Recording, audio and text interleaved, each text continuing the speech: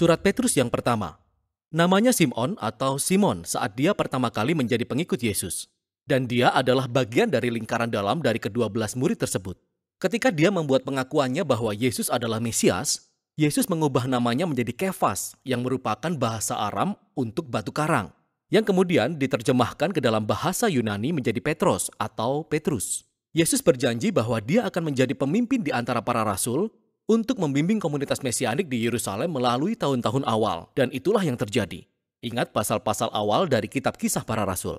Namun akhirnya, Petrus dipanggil untuk membawa kabar baik tentang Yesus di luar perbatasan Israel. Dan surat ini ditulis puluhan tahun setelah misi itu dimulai di dunia Romawi yang lebih luas. Kita temukan pada kesimpulan dari surat ini bahwa Petrus ada di Roma yang dia sebut Babel. Dan kita dapati bahwa Petrus menugaskan Silwanus yang adalah rekan kerjanya untuk menulis surat ini. Ini adalah surat edaran yang dikirim ke beberapa komunitas gereja di provinsi Romawi, yaitu Asia Kecil yang sekarang adalah Turki. Dan Petrus mengetahui bahwa kebanyakan orang Kristen non-Yahudi ini dianiaya. Mereka menghadapi permusuhan dan pelecehan dari tetangga Yunani dan Romawi mereka. Sehingga Petrus menulis surat ini untuk menguatkan mereka di tengah penderitaan mereka. Dan ini membantu menjelaskan pola surat ini dan tema utamanya. Surat ini dibuka dengan salam dan kemudian berlanjut dengan sebuah lagu pujian puitis kepada Tuhan yang memperkenalkan tema-tema kunci yang digali dalam kerangka utama surat tersebut, di mana Petrus pertama kali menegaskan identitas keluarga baru yang terdiri dari orang-orang Kristen yang teraniaya ini, yang akan membantu mereka melihat penderitaan sebagai cara untuk bersaksi tentang Yesus. Dan ini menjadi cara untuk memfokuskan harapan masa depan mereka akan kembalinya Yesus. Mari selami dan kita akan melihat bagaimana semua bagian-bagian kecil ini bekerja sama. Jadi Petrus membuka dan menyapa gereja-gereja ini sebagai umat pilihan Allah yang diasingkan di seluruh dunia. Nah, Petrus membuatnya jelas di sepanjang surat ini bahwa orang-orang Kristen kepada siapa surat ini ditujukan adalah orang-orang non-Yahudi. Tetapi di sini, dia menggambarkan mereka dengan ungkapan dari Perjanjian Lama yang menggambarkan bagaimana Allah memilih umat Israel, keluarga Abraham, yang juga adalah orang asing dan pengembara. Ini adalah sebuah strategi kunci yang diulang-ulang Petrus di sepanjang surat ini. Dia ingin orang-orang Kristen non-Yahudi yang menderita ini melihat bahwa melalui Yesus mereka sekarang termasuk dalam keluarga Abraham. Jadi mereka mengembara sebagai orang asing sama seperti dia, disalahpahami, dianiaya, dan mereka sedang mencari rumah mereka yang sebenarnya di tanah perjanjian. Petrus melanjutkan pokok bahasan ini di lagu pembuka. Dia memuji Allah karena membuat orang terlahir kembali kepada suatu hidup yang penuh pengharapan melalui kebangkitan Yesus di dalam kuasa Roh. Tuhan mengundang semua orang ke dalam sebuah keluarga baru yang berpusat di sekitar Yesus. Sebuah keluarga yang memiliki identitas baru sebagai anak-anak yang dikasihi dan yang memiliki harapan baru akan sebuah dunia yang dilahirkan kembali oleh kasih Allah saat Yesus kembali sebagai Raja. Dan bagi orang-orang yang memiliki harapan ini, penderitaan dan penganiayaan sebenarnya adalah sebuah hadiah yang aneh. Karena membakar harapan-harapan palsu dan hal-hal yang mengacaukan perhatian seperti sebuah api pemurnian. Dan ini mengingatkan kita pada rumah dan harapan sejati kita. Jadi secara paradoks, kesulitan hidup sebenarnya memperdalam iman kita. Hal itu membuat hidup kita lebih murni.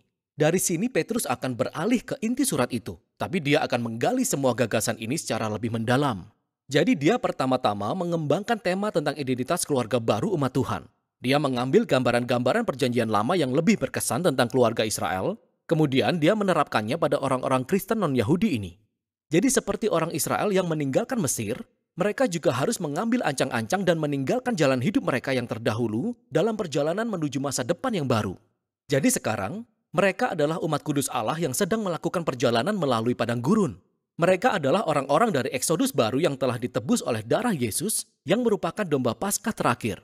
Mereka adalah umat perjanjian baru yang memiliki firman Allah yang tertanam jauh di dalam diri mereka, memulihkan hati mereka dan memperbarui pikiran mereka. Mereka adalah bait suci baru yang dibangun di atas fondasi Yesus sendiri. Dan mereka adalah kerajaan baru para imam yang melayani Tuhan sebagai wakilnya bagi bangsa-bangsa.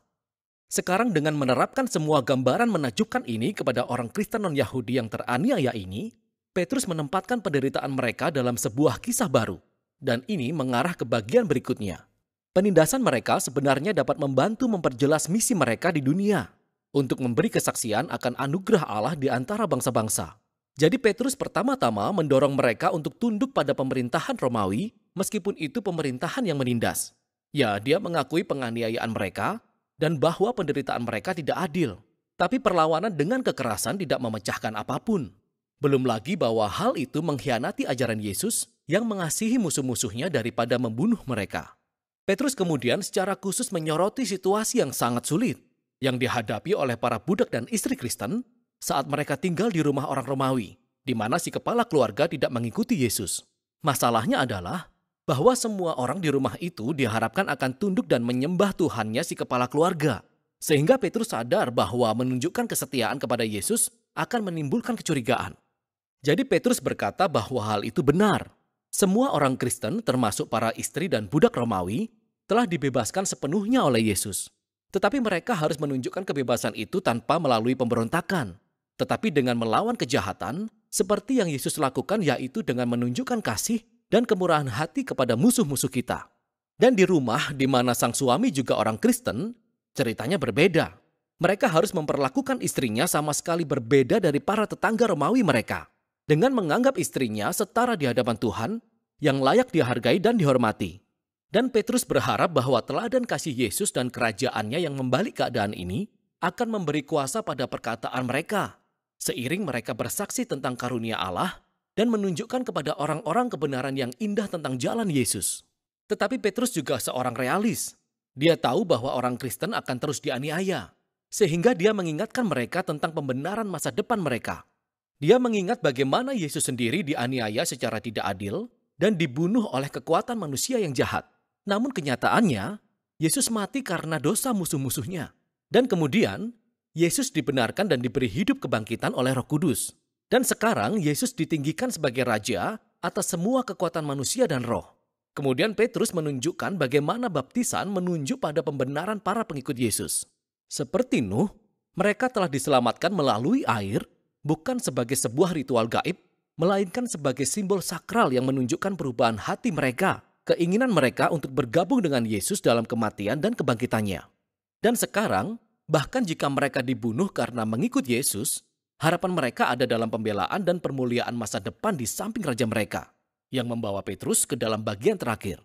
Dia mengingat kembali kata-kata Yesus bahwa murid-muridnya hendaknya menganggap sebagai kehormatan dan sukacita ketika dianiaya seperti Yesus.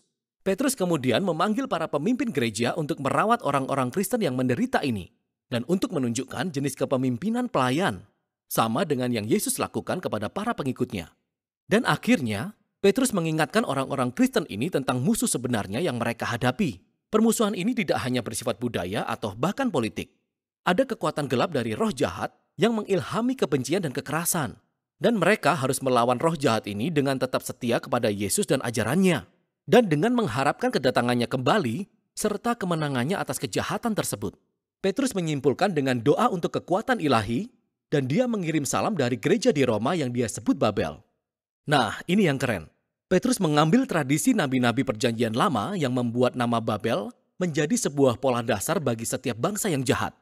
Jadi Roma telah menjadi Babel yang baru, dan kekaisarannya adalah tempat di mana umat Allah sekarang diasingkan dari rumah mereka yang sesungguhnya dalam penciptaan yang diperbarui. Surat pertama Petrus adalah pengingat kuat akan harapan Kristen di tengah-tengah penderitaan. Umat Tuhan telah menjadi minoritas yang disalahpahami sejak awal. Dan sudah seharusnya mereka berharap untuk menghadapi permusuhan. Karena mereka telah memilih untuk hidup di bawah pemerintahan seorang raja yang berbeda, Yesus. Namun penganiayaan bisa menjadi sebuah hadiah yang aneh bagi gereja. Karena menawarkan sebuah kesempatan untuk menunjukkan kepada orang lain kemurahan hati dan kasih Yesus yang mengejutkan, yang didorong oleh harapan akan kedatangannya kembali. Dan itulah isi surat Petrus yang pertama. Yesus, Raja yang berbeda, sangat berkuasa namun penuh cinta. Yesus, Raja yang berbeda, semuanya dia miliki, tapi murah hati. Yesus, Raja yang berbeda, bukan hanya berjanji, tapi rela mati. Yesus, Raja yang berbeda, aku makin jatuh cinta padanya.